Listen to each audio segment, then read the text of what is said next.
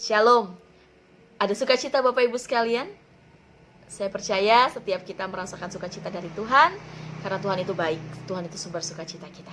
Kita akan belajar sama-sama tentang kebenaran firman Tuhan yang terambil di dalam surat Yakobus pasal yang pertama, ayat 19 sampai dengan ayatnya yang ke-20. Sebelumnya kita berdoa ya, kita minta pimpinan Tuhan di dalam doa. Kita berdoa, Bapa dalam nama Yesus kami bersyukur Engkau baik bagi kami, dan saat ini kami akan belajar kebenaran firman Tuhan. Pimpin sertai kami dengan roh-Mu Tuhan, sehingga apapun yang kami pelajari kami bisa pahami, kami bisa mengerti. Dalam nama Yesus kami berdoa dan mengucap syukur. Haleluya, amin. Puji Tuhan. Bapak Ibu, saya yakin, saya percaya bahwa setiap kita sudah baca bagian ini sebelum kita sama-sama masuk di dalam pembelajaran firman Tuhan pada malam hari ini. Yakobus 1 ayat 19 sampai dengan ayat yang ke-27. Saya mau kita konsen saja di ayatnya yang ke-24 sampai dengan ayatnya yang ke-25. Ayat 24 sampai 25. Baru saja ia memandang dirinya, ia sudah pergi atau ia segera lupa bagaimana rupanya. Ayat 25. Tetapi barang siapa meneliti hukum yang sempurna, yaitu hukum yang memerdekakan orang, dan ia bertekun di dalamnya, jadi bukan hanya mendengar untuk melupakannya, tetapi sungguh-sungguh melakukannya, ia akan berbahagia oleh perbuatannya. Puji Tuhan.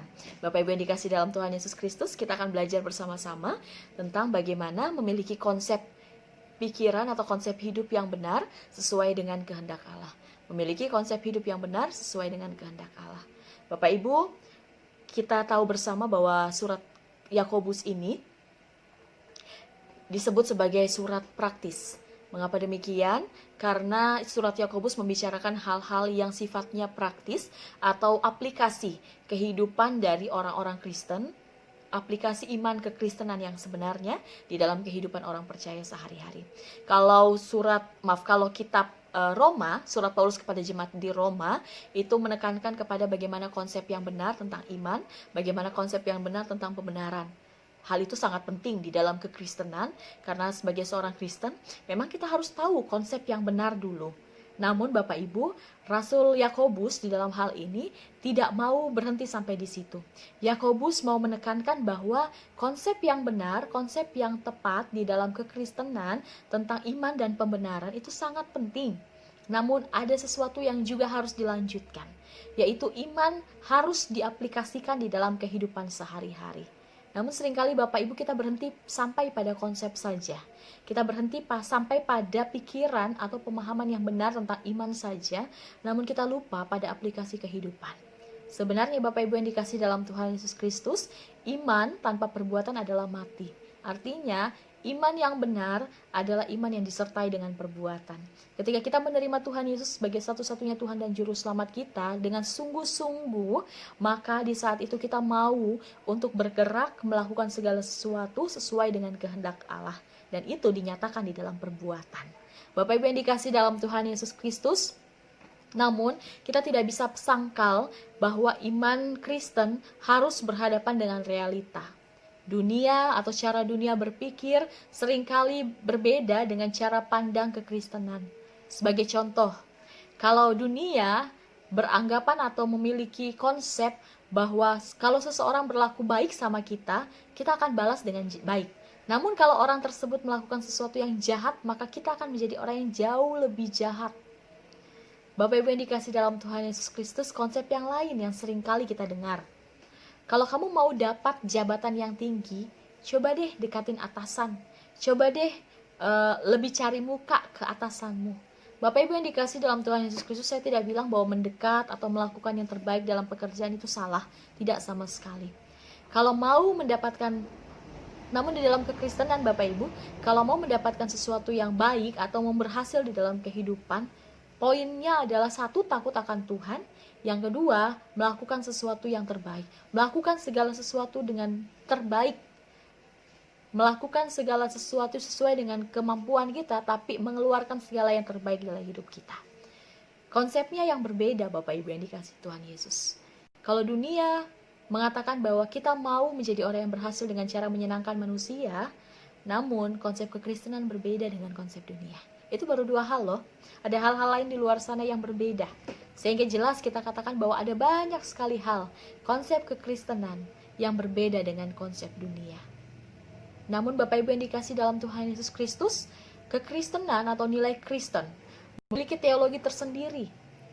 Kekristenan memandang manusia sebagai makhluk yang agung, sebagai makhluk yang diciptakan menurut gambar dan rupa Allah.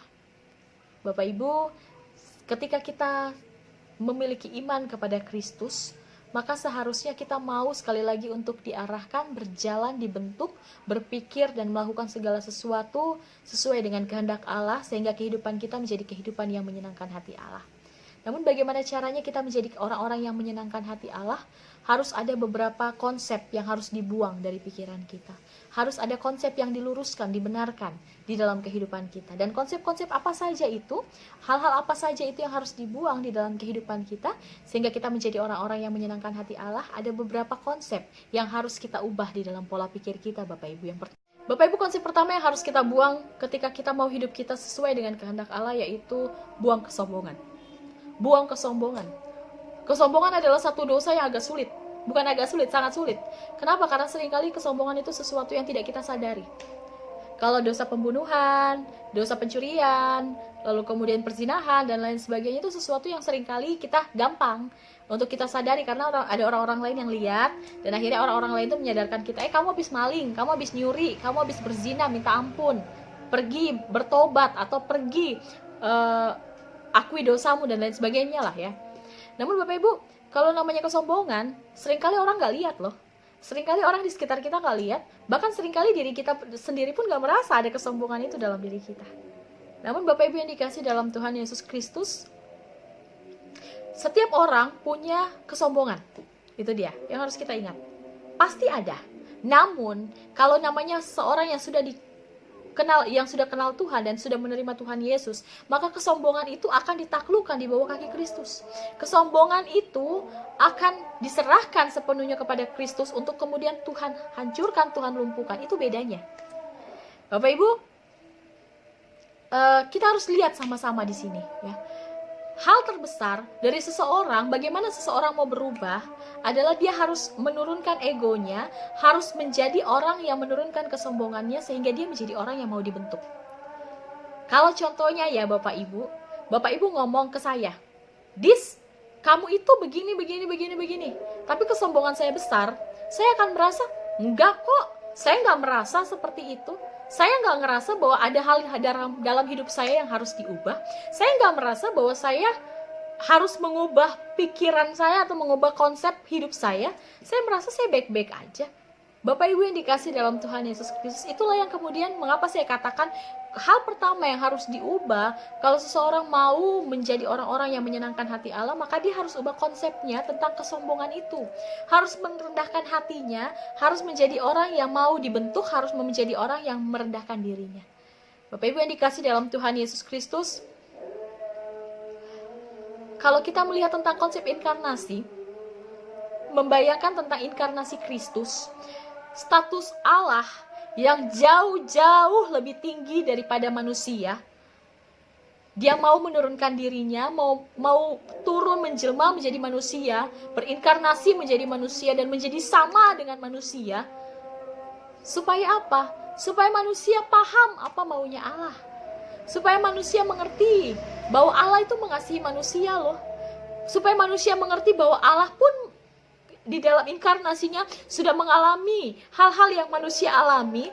Jadi manusia itu nggak lagi merasa bahwa kan Allah nggak pernah rasa sakit, Allah nggak pernah rasa menderita, Allah nggak pernah ngerasain bagaimana penderitaan itu, Allah nggak pernah ngerasain bagaimana saya dalam kondisi yang berat ini. Namun ketika dia menjadi manusia, di saat itu dia membuktikan kepada manusia bahwa Allah pun, Kristus pun, inkarnasi Yesus pun itu sedang mengalami sesuatu yang juga manusia alami. Bapak Ibu yang dikasih dalam Tuhan Yesus Kristus, ada satu konsep yang Kristus ajarkan bagi setiap kita, yaitu tentang merendahkan diri, bahkan taat sampai mati di kayu salib. Merendahkan diri artinya membuang kesombongan. Itu poin pertama. Saya tidak akan terlalu panjang bahas tentang ini Bapak Ibu. Kita bahas tentang poin kedua. Bagaimana saya dan Bapak Ibu sekalian bisa mengubah pola pikir saya pola pikir kita, sehingga kita menjadi orang-orang yang orang-orang yang menyenangkan hati Allah. Yang kedua, apapun yang kita kerjakan, kerjakan itu dengan sungguh-sungguh untuk kemuliaan nama Tuhan. Dunia tidak mengerti tentang konsep melayani. Matius 20:28 katakan apa? Sama seperti anak manusia datang bukan untuk dilayani, melainkan untuk melayani, dan untuk memberikan nyawanya menjadi tebusan bagi banyak orang. Bapak Ibu, ini sebenarnya hal yang luar biasa, yang Kristus mau untuk kita lakukan di dalam kehidupan kita. Untuk kita juga sama melakukan hal yang sama dalam hidup kita. Doktrin Kristen yang sejati bukan berbicara tentang bagaimana pekerjaan atau bagaimana apapun yang kita lakukan ada untung di dalamnya. Kalau konsep dunia itu ya, kalau konsep dunia kita melakukan segala sesuatu untuk mendapatkan untung, Bapak Ibu.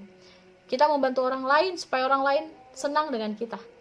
Kita melakukan pekerjaan kita dengan maksimal supaya kita dapat gaji kita naik dan orang-orang senang dengan kita. Dan atasan senang dengan kita. Bapak Ibu yang dikasih dalam Tuhan Yesus Kristus, konsep yang utama yang harus diubah di dalam kehidupan orang percaya, selain yang pertama tadi kita harus kita harus merendahkan diri.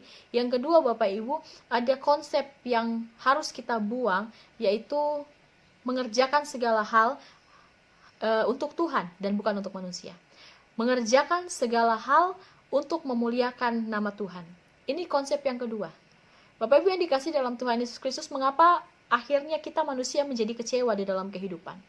Karena seringkali kehidupan tidak sesuai dengan apa yang kita mau. Kenapa seringkali suami menjadi kecewa dengan istri kecewa dengan suami, orang tua kecewa dengan anak-anak, anak-anak kecewa dengan orang tuanya? Mengapa?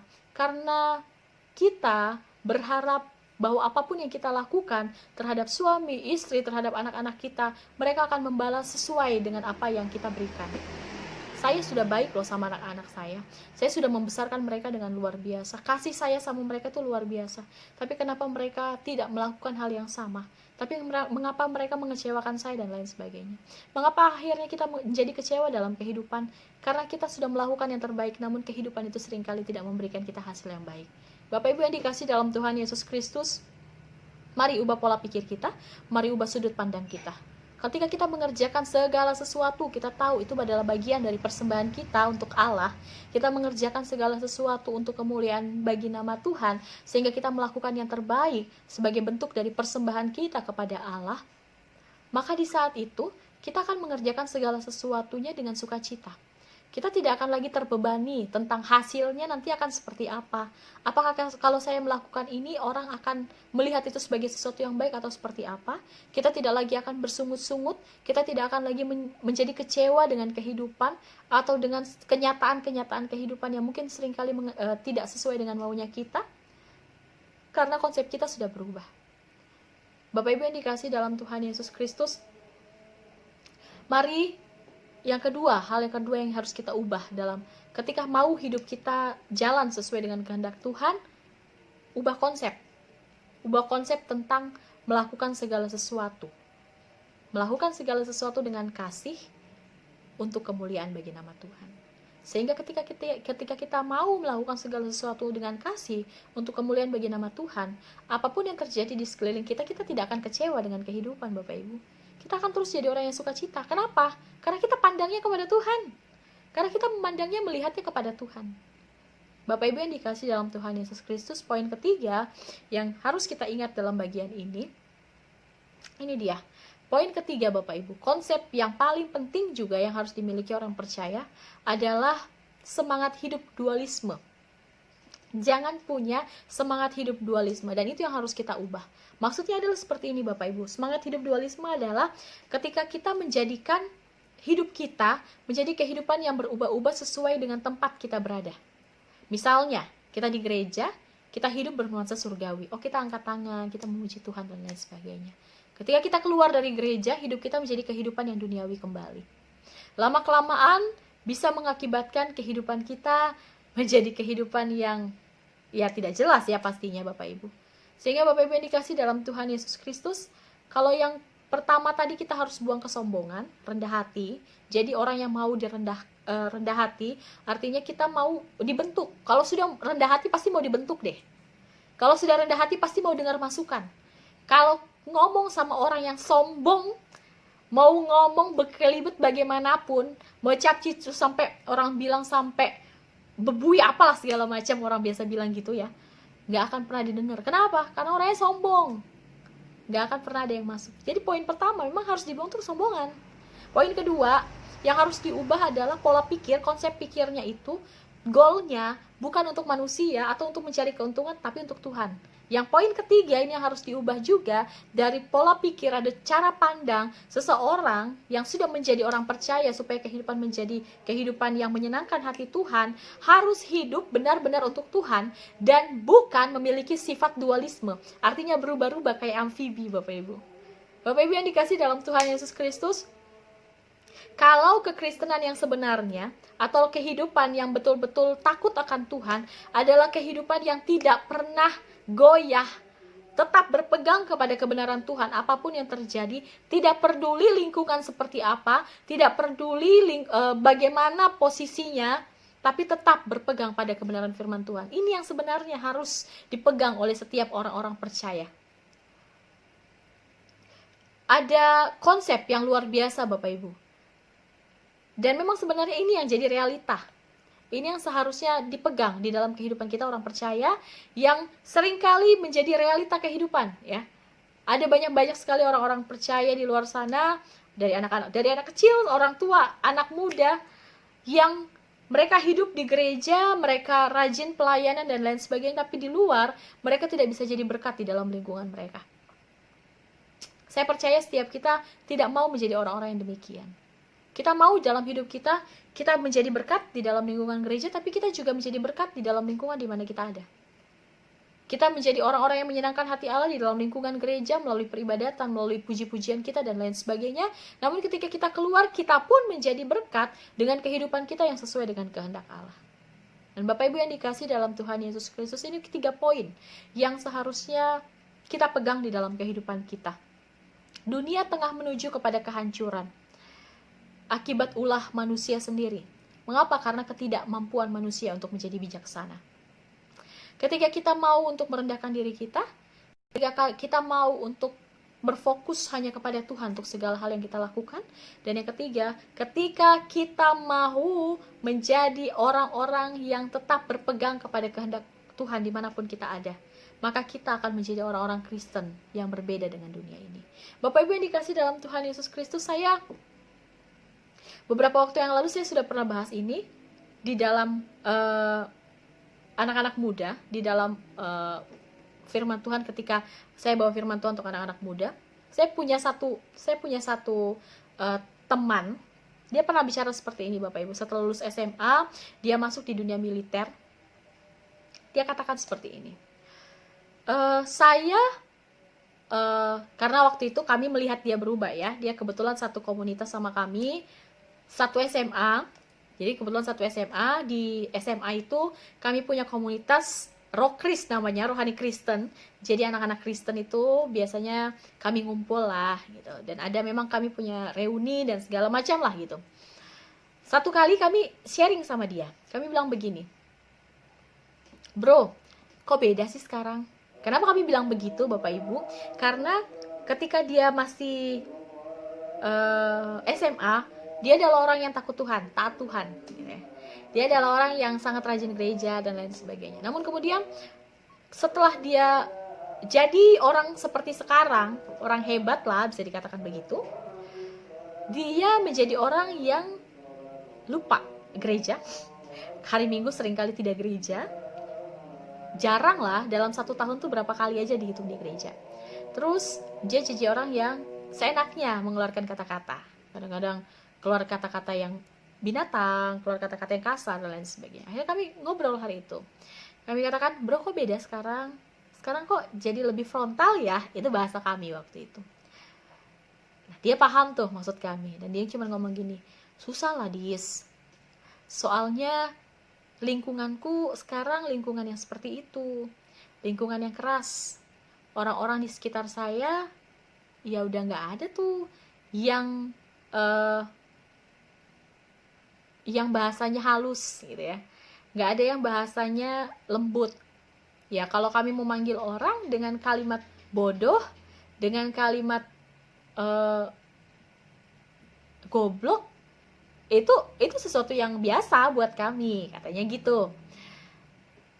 Lalu Bapak Ibu yang dikasih dalam Tuhan Yesus Kristus, apakah itu benar?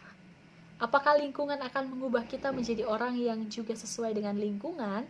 Kalau lingkungan kita tidak kenal Tuhan, atau kalau lingkungan kita lakukan sesuatu yang buruk, apakah kita harus juga jadi orang yang buruk? Memang betul, pergaulan yang baik merusak kebiasaan yang pergaulan yang buruk merusak kebiasaan yang baik. Tapi di dalam kehidupan orang percaya atau kehidupan orang Kristen, jika saja kita ada dalam satu lingkungan yang tidak bisa kita hindari pergaulan buruk itu, maka kita tetap harus menjadi orang yang berbeda dong. Bukan artinya bahwa kalau orang itu ada di dalam lingkungan yang buruk, dunia kerja yang buruk, dia ya oke lah, dia nggak bisa pergi dari lingkungan kerja itu. Bukan artinya bahwa dia akan mengikuti gaya atau sifat orang-orang dalam lingkungan kerja itu, bukan. Dia harus jadi orang yang berbeda. Itu sama dengan kehidupan kita, Bapak Ibu. Seringkali kita excuse dengan kehidupan. Seringkali kita katakan bahwa saya orang akan harus mengerti saya dong, karena lingkungan saya tidak sesuai dengan lingkungan kekristenan, sehingga semua orang harus mengerti saya. Bapak Ibu yang dikasih dalam Tuhan Yesus Kristus, firman Tuhan jelas buat kita. Tuhan mau kita untuk jadi berkat. Tuhan mau kita untuk terus menyenangkan hati Tuhan dimanapun kita ada. Mau itu di gereja, mau itu di lingkungan kerja, mau itu di lingkungan yang tidak kenal Tuhan sekalipun. Jangan jadi sama dengan dunia ini, tapi berubah, tapi beda dari dunia ini. Tuntutannya berat loh Bapak Ibu. Menjadi seseorang yang berbeda dari lingkungan, itu sesuatu yang berat. Tapi kalau betul-betul ada komitmen dan kita mau hidup dibentuk, dikuasai oleh Tuhan, maka kita bisa untuk melakukannya. Bapak Ibu yang dikasih dalam Tuhan Yesus Kristus, saya berhenti pembahasannya sampai sini. Saya percaya bahwa Roh Kudus memimpin kita untuk paham. Artinya, intinya Bapak Ibu, sekali lagi saya ulangi, kehidupan orang Kristen, iman itu penting, tapi mari aplikasikan iman itu di dalam kehidupan. Nah, bagaimana cara mengaplikasikan iman dalam kehidupan? Harus ada pola pikir yang diubah. Apa saja yang harus kita ubah supaya pola pikir kita bisa berubah itu? Ada beberapa hal yang harus kita buang. Yang pertama, kesombongan.